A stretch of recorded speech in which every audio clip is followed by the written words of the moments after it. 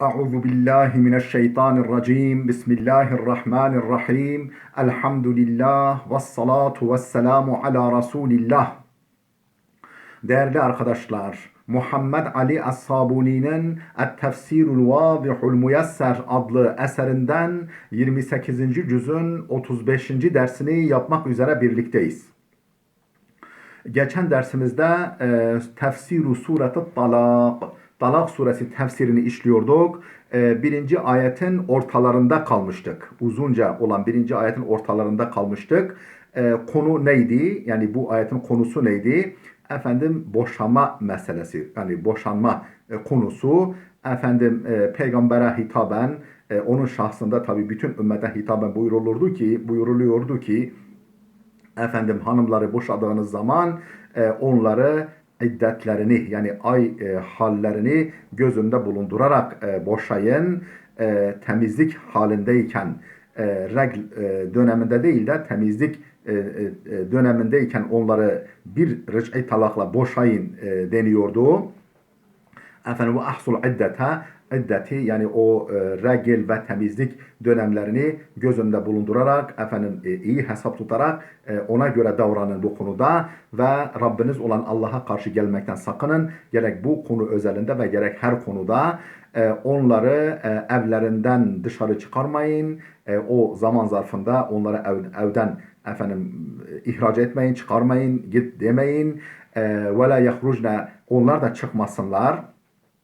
Efendim ancak hayasızca bir iş işlerlerse yani diyelim ki kötü dil kullanmak, sivri dil kullanması gibi kocasının ailesine veyahut da haşa da bazı görüşlere göre haşa zina gibi bir durum söz konusuysa o zaman efendim daha kötü durumlarla karşılaşılacaksa o zaman çıkarılabilir evlerden deniyordu. Devamında diyor ki ve tilke hududullah, bunlar Allah'ın çizgileridir. Yani sınırlarıdır, kırmızı çizgileridir. Ve men yetaadda hududallah, kim Allah'ın sınırlarını çiğnerse fakat zalama nefsehu, kendi kendine zulmetmiştir. La tedri leallallaha yuhdisu ba'de zalike emra, eğer bu Allah'ın bu kırmızı çizgilerine, bu sınırlarına riayet ederseniz, ona göre davranırsanız bu konuda ve her konuda umulur ki Allah daha beklemediğiniz sürpriz, güzel sonuçlar ortaya çıkarır, güzel meyveler verdirir. Bu itaatkarlığınıza, bu hassasiyetinize, dikkatinize. Şimdi mealini verdik, tefsirini yapalım bu kısmın. Diyor ki: Ey hâzihil ahkâmu lleti şera'ahallahu lekum hiye hududuhu ve maharibuhu. Ey yani hâzihil ahkâmu lleti şera'ahallahu lekum, Allah'ın sizin için ortaya koyduğu, belirlemiş olduğu bu hükümler hiye hududuhu ve maharimuhu, Allah'ın sınırlarıdır, çizdiği sınırlardır ve Allah'ın koyduğu yasaklardır. Yani efendim dokunulmaması, çiğnenmemesi gereken hususlardır. Elleti yenbagi en la yetecavazuha'l muslimu, en la yetecavazaha'l muslimu. Efendim bunlar öyle kırmızı çizgilerdir ki, öyle sınırlar ve öyle hususlardır ki Müslümanın onları aşmaması, onları çiğnememesi lazım. Ve men yuhalif hadihil ahkama, kim bu hükümlere muhalefet ederse, karşı gelirse, gözetmezse, fakat zalama nefsehu bi ta'ridiha li azabillah, nefsini, kendini Allah'ın azabına maruz bırakmakla, hedef kılmakla kendi kendine zulmetmiştir. Ve adarra biha haythu dayya'a aleyhi fırsatel muracaati li zavcetihi, efendim hanımına, eşine yeniden dönme fırsatını kendine kaybettirerek kendi kendisine zarar vermiştir. Çünkü bu basamaklara, bu süreçlere uyulursa belki aile yuvası dağılmaz. Efendim herkes serin kanlılıkla daha efendim gerçekçi düşünür, daha insani düşünür ve yeniden köprüler kurulur. Aile yuvası efendim sürdürülmeye devam eder. İn tallakaha biselase, eğer aynı anda 3 talakla boşarsa o zaman efendim dönme fırsatını kaçırmış olur. Dönme fırsatını kaçırmış olur. Köprüleri birden yapmış olur. telafisi imkansız bir noktaya işi dayandırmış olur.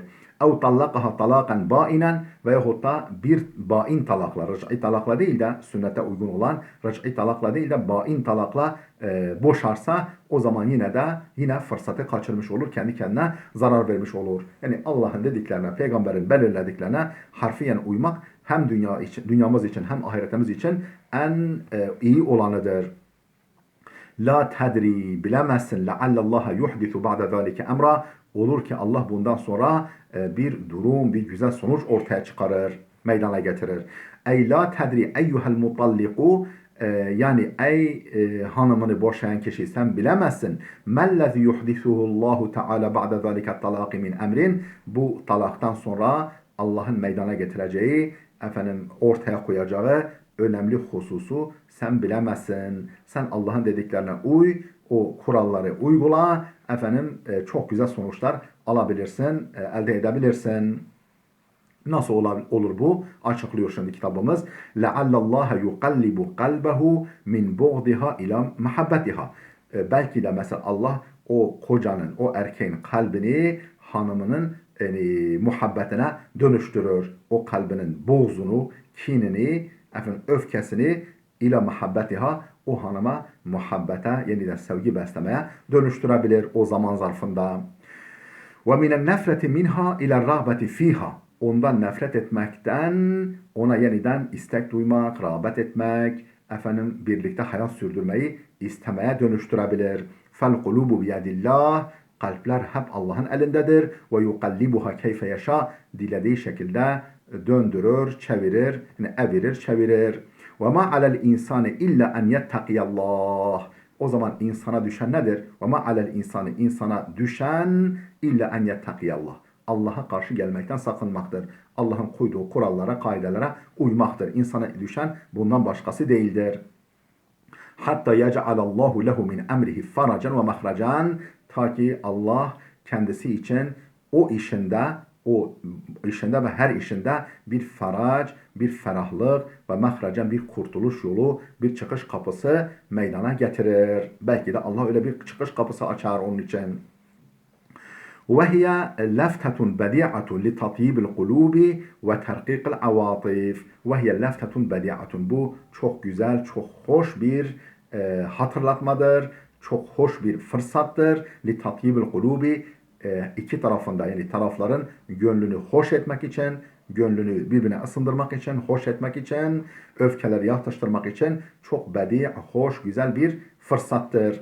Ve tenkikul avatifi, duyguları inceltmek için çok güzel bir fırsattır bu. Ama sebebi nuzuli hadihil ayeti fehuve ma ravahul Bukhariyu. Bu ayetin nuzul sebebine gelince İmam-ı Bukhari kitabında Es-Sahih adlı eserinde şöyle kaydetmiştir. Enne Abdullah ibn Umar, Abdullah İbni Ömer, Hazreti Ömer'in oğlu Abdullah, meşhur sahabi, tallaka mra'atehu ve hiye haidun, regl halindeyken, yani ay halindeyken hanımını boşamış. فَذَكَرَ ذَٰلِكَ عُمَرُ لِرَسُولِ اللّٰهِ. Hazreti Ömer bunu peygambere anlatmış. Abdullah böyle bir şey yaptı demiş. فَتَغَيَّظَ sallallahu aleyhi ve sellem. Peygamber öfkelenmiş, yani üzülmüş, öfkelenmiş. ثُمَّ قَالَ لِعُمَرْ. Sonra Ömer'e demiş ki, Hazreti Ömer'e, مُرْهُ فَلْيُرَاجَعَهَا. Ona de ki hanımına geri dönsün. Çünkü boşamış derken bir talakla boşamıştır. ثُمَّ يُمْسِكَهَا hatta tathura. Sonra beklesin, o regl hali bitip temizlik dönemine girinceye kadar. ثُمَّ تَحِيدَ فَتَطْهُرَ. Sonra hayız görsün, yani yine regl halini görsün, temizlensin. فَاِنْ بَدَى لَهُ اَنْ يُطَلِّقَهَا. Eğer hala boşanmak istiyorsa, yani hala boşanmayı arzu ediyorsa, فَلْيُطَلِّقَهَا. O zaman boşasın. فَلْيُطَلِّقَهَا طَاهِرًا قَبْلَ اَنْ يَمَسَّهَا. Temizlik döneminde. Yani قَبْلَ اَنْ يَمَسَّهَا, birlikte, karı koca birlikteliği yaşamadan önce temizlik dönemine girsin. Eğer hala boşamak istiyorsa, henüz karı kocalık ilişkisini yaşamadan o zaman boşasın. فَتِلْكَ الْعِدَّةُ الَّتِي أَمَرَ اللّٰهُ عَزَّ وَجَلَّ اَنْ يُطَلَّقَ لَهَا النِّسَاءِ. İşte فَتِلْكَ الْعِدَّةُ الَّتِي أَمَرَ اللّٰهُ عَزَّ وَجَلَّ. İşte Allah Teala'nın emrettiği yani kadının boşanması için emrettiği iddet budur. Yani efendim süreler, limitler bunlardır buyurmuş Peygamber. Ravahul Bukhari ve Müslim. Bunu İmam Bukhari ve Müslim nakletmişler, kitaplarında kaydetmişler. Ve talaku fi halil haydı talakun bid'iyyun. Bu regl halinde, ay halinde kadının boşanması, yani kocanın hanımını boşaması talakun bid'iyyun, bid'i talaktır. Yani sünnete ters, peygamberin uygulamasına ters bid'a talaktır. Yani dinin hoş görmediği bir talak boşama yöntemidir. Muhalifun li sünneti, sünnet-i nebeviye terstir. Lakinnehu yaka'u ve tuhsebu aleyhi talquhu. Fakat gerçekleşir. Yani sünnete ters ise de yine geçerlidir ve tuhsebu aleyhi talquhu, boşaması onun aleyhinde kabul edilir. Yani aleyhte olarak kabul edilir. Yani o boşama gerçekleşmiştir. Artık fırsat kaçmıştır. Li çünkü Peygamber şöyle murhu fel yuracaha. Efendim emret geri dönsün denmiş Peygamber öyle. Velev kana gayre vaki'an, eğer talak geçerli olmasaydı lemahtaca ila muracaatiha, ona geri dönsün demezdi. Demek ki bir boşama gerçekleşiyor ki bir boşama. Yani üç talakla boşama oluyor. Bir talakla boşama gerçekleşiyor ki efendim Peygamber diyor ki hanımına geri dönsün. Geri dönsün yani. Çünkü bir rıc'i talakla boşama boşanınca dönme fırsatı olabiliyor. Ve talaku sünniyyu, sünnete uygun boşama ise, talak ise şöyledir. En yekuna talaku fi tuhrin. Kadının temizlik halinde, ay halinde değil, temizlik, ondan temizlendikten sonra yapılması, efendim lem yucami'ha fihi. Yani o temizlik halinde henüz hanımıyla birleşmeden, hani karı kocalık yaşamadan, birlikteliği yaşamadan temizlik halinde, yani regl halinden çıkıp temizlendikten sonra gerçekleşmesidir. Kâle İbnül Kayyim. İbnül Kayyim şöyle demiştir. Lemma كان الله يبغض الطلاق لما فيه من انفصام عرى الزوجية وموافقة عدوه إبليس حيث يفرح باقتراف الزوجين وكان مع ذلك يحتاج إليه الزوج أو الزوجة شرعه الله على وجه تحصل به المصلحة. Ne demiş İbnül Cevzi? Tercüme ediyoruz. Lemma kânallahu yubgidu talaka. Allah talaktan hoşlanmadığına göre. Allah talaktan hoşlanmıyor. Allah efendim boşanma eyleminden hoşlanmıyor. Tamam, helal kılmış. Çünkü yani öyle durumlar olabilir ki başka yöntemi yok. Yani bu bir bakıma temizliktir. Efendim ama talaktan hoşlanmamış. Hoşlanmadığına göre niçin hoşlanmıyor Allah bundan? Lima fihi min infisami ura zavciyeti, çünkü karı kocalık bağının koparılmasına, bir yuvanın dağılmasına, iki insanın kalbinin birbirinden kopmasına sebeptir. Böyle bir şey içeriyor.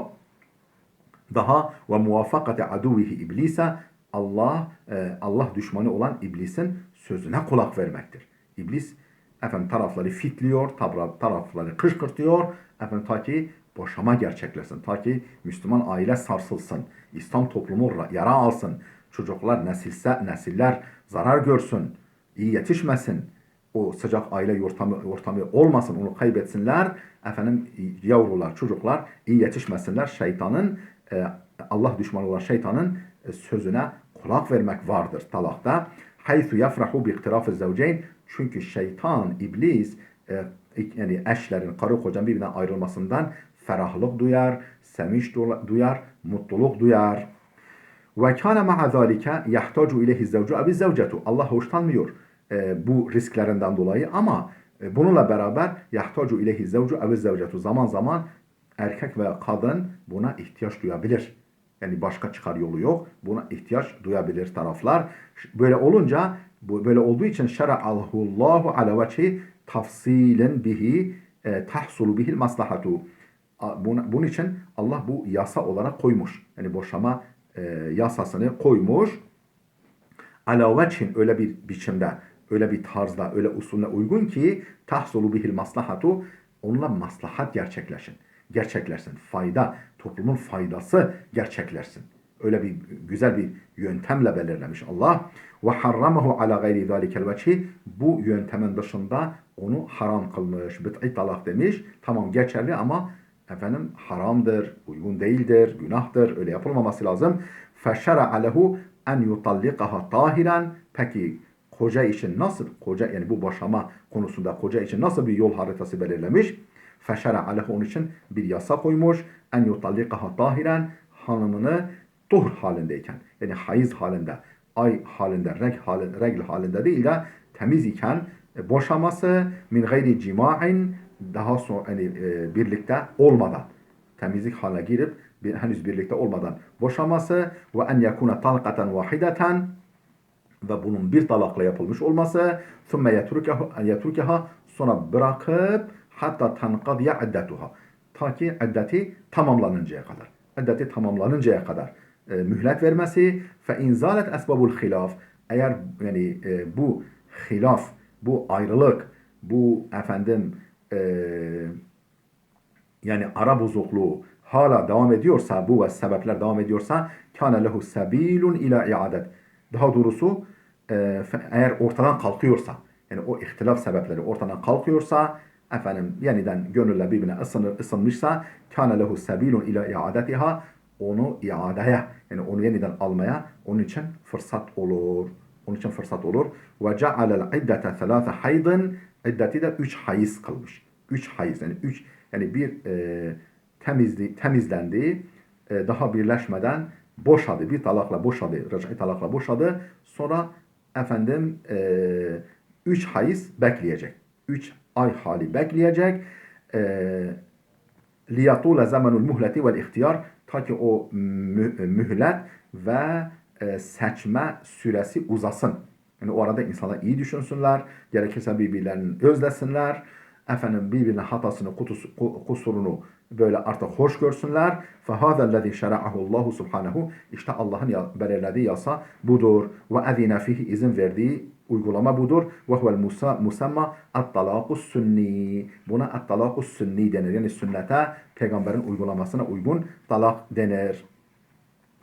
فَاِذَا بَلَغْنَ اَجَلَهُنَّ, o kadınlar o süreye ulaşınca, o süreye ulaşınca فَاَمْسِكُهُنَّ بِمَعْرُوفٍ, yahut da güzellikle onları tutun, yani artık yani yeniden evliliğinizi sürdürün. اَوْ فَارِقُهُنَّ بِمَعْرُوفٍ, yahut da üyelikle, güzellikle, akle selim, dine hak ve güzel olan örf-i adetin uygun göreceği şekilde onlardan ayrılın. Dünyanın sonu değil. O şekilde ayrılabilirsiniz. Ve eşhidu zevey adlin minkum, efendim aranızdan, içinizden ey Müslümanlar 2 adil şahit tutun. Ve akimu şehadete lillah, ve Allah için bu şahitliği, tanıklığı yerine getirin. Ey, şimdi açıklıyor. Ey fe izâ qârabna ve şarafna ala intihâi iddeti, o iddetin yani 3 ay halinin sona ermesiyle, yani sona ererse fe izâ qârabna ve şarafna ala intihâi, o 3 yani iddet dediğimiz 3 ay hali süresi tam tamamlanacağı zaman, qarabna ve şarafna, yani böyle tamamlamanın kıyısına, efendim sona ermenin kıyısına gelince, faraci'uhunne bima'rufin, ya güzellikle geri dönün, henüz tamamlanmadan o süre zarfında geri dönün, ma'a husnul işreti, güzel bir birlik, beraberlikle, yani biz artık bundan sonra güzelce geçineceğiz kararıyla, ev utrukuhunne bima'rufin dune isaatin, yok da o kadınları üzmeden, birbirinizi üzmeden, efendim makul, maruf, güzel bir şekilde bırakın gitsinler. Hatta tankadiye iddetuhunne, ta ki iddetleri tamamlanıncaya kadar, fe yemlukne enfusehunne, o zaman kendi iradeleri ellerinde olur kadın, yani kendi yetkilerini, yani yeniden evlenme yetkilerini kazanırlar kadınlar. Ve eşhidu ande talaki, ve boşama sırasında da şahit tutun, ev rıc'ati, yani boşarken veyahut da dönerken, yani boşamaktan vazgeçip geri dönerken şahit tutun, şahitler tutun. لَاَلَّا يَكُونَ اِنْكَارٌ مِنَ الزَّوْجِ اَوْ مِنَ الزَّوْجَةِ اَوْ الزَّوْجِ, ta ki efendim kadın veya koca tarafında bir inkar, böyle bir şey olmadı konusu söz konusu olmasın. Böyle bir iddia söz konusu olmasın. Çünkü yok boşadı, yok boşamadı falan tartışmaları başlamasın. وَلْيَكُنُ الشُّهُودُ مِنْ اَهْلِ الصَّلَاحِ وَالْعَدَالَةِ Tutulan şahitler, iki şahit, ehl-i salah ve ehl-i adalet olsun. Yani salih insanlar olsunlar, dürüst ve güvenilir insanlar olsunlar, itibarlı insanlar olsunlar ve adalet sahibi insanlar olsunlar. Niçin? وَلْيَشْهَدُوا بِالْحَقِّ دُونَ تَحَيُّزٍ لِأَحَدٍ Hak ile, yani gerçekle, hakkaniyetle tanıklık etsinler. Bir tarafa meyil göstermeden, bir tarafı kayırmadan, bir tarafın yanında yer almadan öbür tarafı ihmal eder. ذَٰلِكُمْ يُوعَظُ بِهِ مَنْ كَانَ يُؤْمِنُ بِاللّٰهِ وَالْيَوْمِ الْآخِرِ Ayetin devamında diyor ki ذَٰلِكُمْ işte bunlar يُوعَظُ بِهِ bunlara nasihat edilir. Bunlar Allah'ın nasihat ettiği hususlardır. Kime? Men kana yu'minu billahi vel yevmil ahiri Allah'a ve ahiret gününe iman eden kimselere. وَمَنْ يَتَّقِ اللّٰهَ يَجْعَلْ لَهُ مَخْرَجًا Kim Allah'a karşı gelmekten sakınırsa Allah onun için bir çıkış kapısı açar, bir kurtuluş kapısı açar. Ey hâzellezî şera'ahullahu lekum minel ahkâm Yani Allah'ın sizin için belirlemiş olduğu, yasa olarak koymuş olduğu bu ahkam yentefi'u ve yettaizu bihil mu'min Ondan kimden yararlanır? Kimler öğüt alır? Yentefi'u faydalanır ve yettaizu öğüt alır bihi onunla el mu'minu bundan mümin faydalanır ve mümin bundan öğüt alır. Ders çıkarır. Ellezî yehâfullaha hangi mümin? Allah'tan korkan mümin. Ve yehâfu yevmel hisabi vel ceza hesap ve ceza gününden korkan mümin. Bir hesap ve ceza günü var. Ahiret var. Büyük mahkeme var. Hepsinin hesabını vereceğim. Haklı mıyım, haksız mıyım? Bunun bedelini ödeyeceğim. Böyle bir endişesi, böyle bir inancı olan kimseler için, kimselerdir bu müminler. Ellezî yelqa fihi rabbehu O büyük mahkemede Rabbi ile buluşacak kul feyucazihi ala amelihi yaptığından dolayı Allah onun karşılığını verir. Yaptığının karşılığını olumlu veya olumsuz yaptığının karşılığını ona verir. Ve men khafallaha teala kim Allah'tan korkarsa cealallahu lehu min kulli hemmin faracan Allah her türlü hem yani kaygı, üzüntü ve kederden dolayı bir ferac, bir çıkış kapısı, bir kurtuluş kapısı açar. Ve min kulli dîqin mahracan her sıkıntıdan, her darlıktan kurtuluş imkanı, fırsatını ona aralar, ona açar. Değerli dostlar, burada dursun. Gelecek dersimizde inşallah kaldığımız yerden devam edeceğiz. Allah'a emanet olun.